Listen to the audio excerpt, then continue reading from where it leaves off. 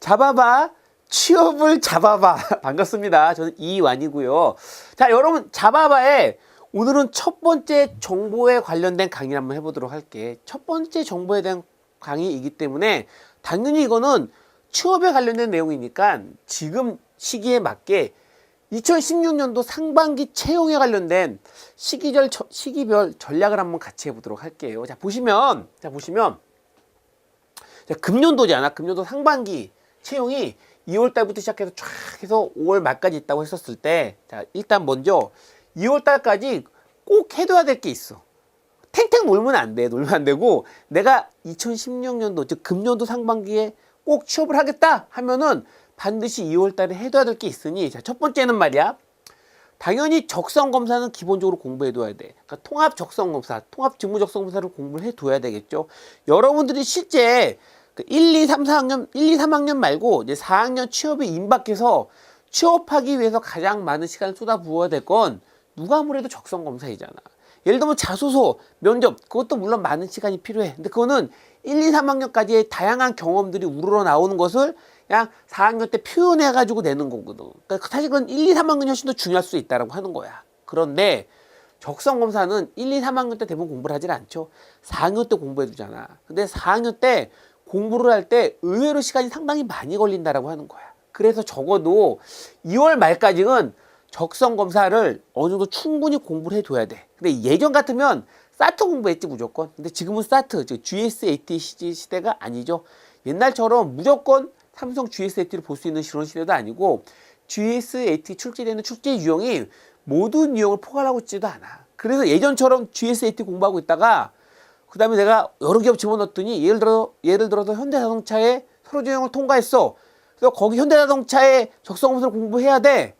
근데 공부할 시기가 일주일도 안 된다라니까. 그 일주일도 안 된 짧은 시간에 통합적성을 공부하지 않고 GSAT를 공부했으면 공부하는데 충분한 시간이 되지가 못해. 그래서 떨어지는 거야. 그러니까 내가 꼭 한 개 기업을 들어가겠다가 아니라 여러 기업을 지원할 거면 가장 기본적인 건 2월 말까지 일단 통합 직무적성검사를 충분히 공부해둬야 되는 것이 일단 1순위라고 할 수가 있다는 거지. 자, 그 다음에 여러분들 대부분 이제 3월 달에 지원을 할 거 아니야, 기업에. 지원을 할 때 필요한 표준 입사 지원서를 하나를 적어주는 게 좋습니다. 뭐 표준 입사 지원서라는 게 뭐지? 뭐 예를 들어서 뭐 어느 학교 나오고 무슨 자격증 있고 그런 정량적인 내용이거든. 그건 딱 먼저 표준적으로 하나 적어놔야 돼. 그래서 각 기업별로 적을 때 그 내용을 빨리 따서 써서 적을 수 있게 하나 정도 해주면 되고, 그 다음에 중요한 게 뭐냐면 최소한 1개에서 3개 정도의 기업에 내가 꼭 가고 싶은 기업 중심으로 자기소개서를 꼭 미리 작성을 해둬야 됩니다. 매년 약간씩 항목이 바뀔 수도 있잖아. 그래도 바로 전년도, 그러니까 2016년도 같은 경우에는 예를 들어 2015년도 하반기 채용 때 했었던 자기소개서를 반드시 보고 그대로 써 두셔야 됩니다. 나에 맞게 써 두어야 돼. 대부분 많이 바뀌지 않으니까 거의 그대로라고 할 거야. 근데 여러분이 한 3개 정도의 자소서 정도 적어두잖아. 그러면 훗날에 실제적으로 기업이 이제 채용을 시작했었을 때 3개 정도 적어두게 되면 수십 개의 기업을 집어넣는데도 충분히 가능해. 왜? 기업마다 자소서 항목이 크게 다르지 않기 때문에 그렇다는 거야. 그래서 기본적으로 내가 꼭 가고 싶은 기업에 한 3개 정도는 자소서를 반드시 적어두는 것이 좋다라는 걸 여러분들이 잊지 않으셔야 된다는 거지. 그래서 그걸 충분히 적어둔 걸 실제 쓸 때 기업마다 다양하게 변형해서 쓰는 형태, 그런 형태로 쓰는 것이 일단 자소서의 핵심이다라는 걸 알아두시면 된다는 거지. 자, 이렇게까지 해놨으면 해놓고 그 다음에 2월까지 여러분들이 기업체 채용을 할 때 플러스 알파가 되는 자격증, 뭐 한국사 자격증이라든지 그런 자격증이나 아니 영어, 토익 점수 같은 건 따놔야겠죠. 근데 참고로 이제는 토익의 시대는 갔어. 뭘 말하느냐면 토익에서 옛날처럼 900점, 뭐 950점 맞을 필요 없습니다. 제가 여기 오기 전에 취업 카페 글을 쭉 검색해 봤더니 어떤 학생이 내가 토익이 925점인데 토익을 더 해야 될까요? 아니면은 적성 공부를 더 해야 될까요? 썼더니 많은 밑에 댓글에 토익을 950까지 올려야 돼 그런 댓글이 있더라고. 말도 안 되는 소리야, 말도 안 되는 소리. 무슨 말이냐면 지금 기업체는 말이야 한 750점만 넘는 정도, 700점, 750점만 넘으면은 토익 점수는 별 차등을 주지 않는다라는 거야. 즉 750점하고 950점하고 똑같이 본다라는 거야. 왜냐?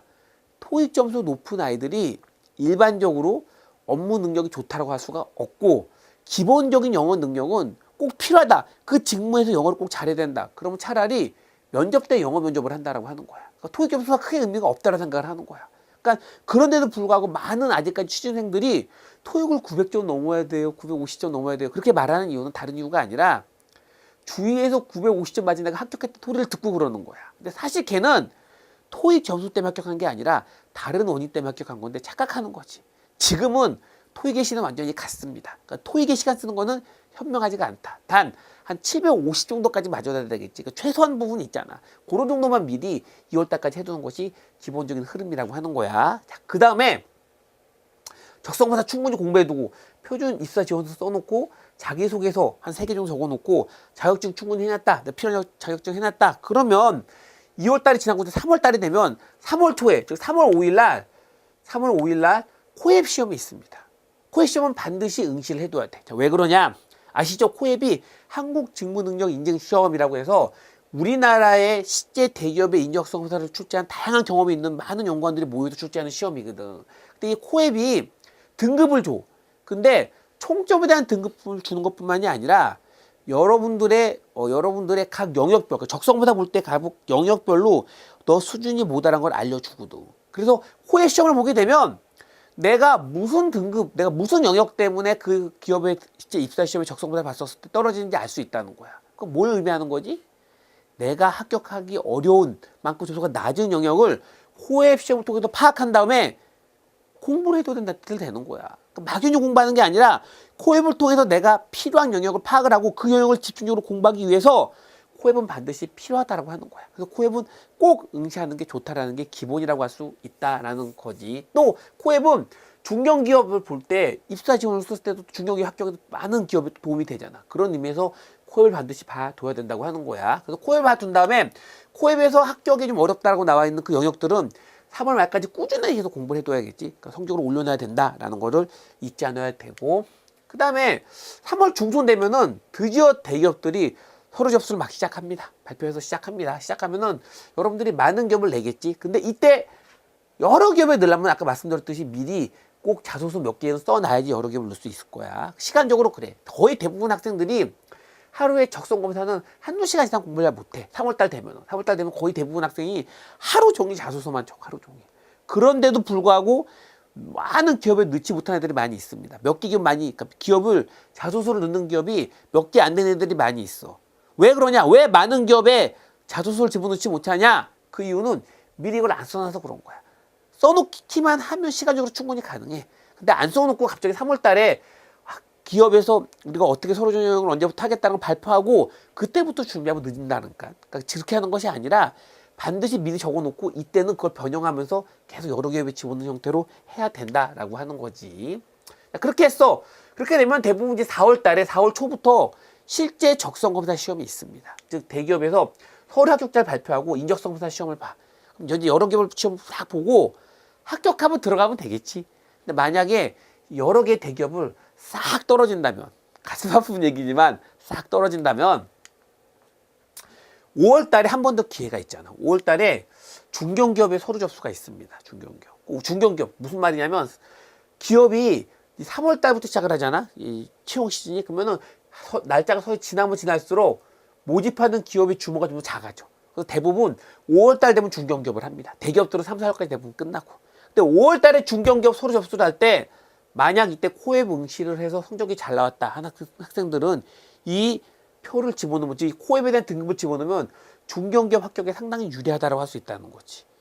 뭘 말하느냐? 코앱이 대기업 적성검사 합격하는데 자기 수준을 파악하는 데도 좋지만 혹시나, 물론 여러분들은 다 대기업 합격하겠지만 혹시나 안 됐을 때 중견기업 합격하는 데 되게 유리하기 때문에 일종의 보험적인 역할도 할 수 있다고 하는 거야. 그런 의미에서 코앱을 반드시 응시하는 것이 좋다라는 걸 알아두시면 돼. 이게 이제 일반적인 대기업의 흐름이라고 할 수가 있어. 그런데 공기업 같은 경우에는 말이야, 서류 전형이 이제 공기업은 다양하게 2월 달도 있고 여러 가지가 있어. 근데 대부분 많이 몰려있는 공기업이 이제 서류 전형을 하는 가장 많이 몰려있는 시기가 대부분 4월 초중 됩니다. 4월 초중.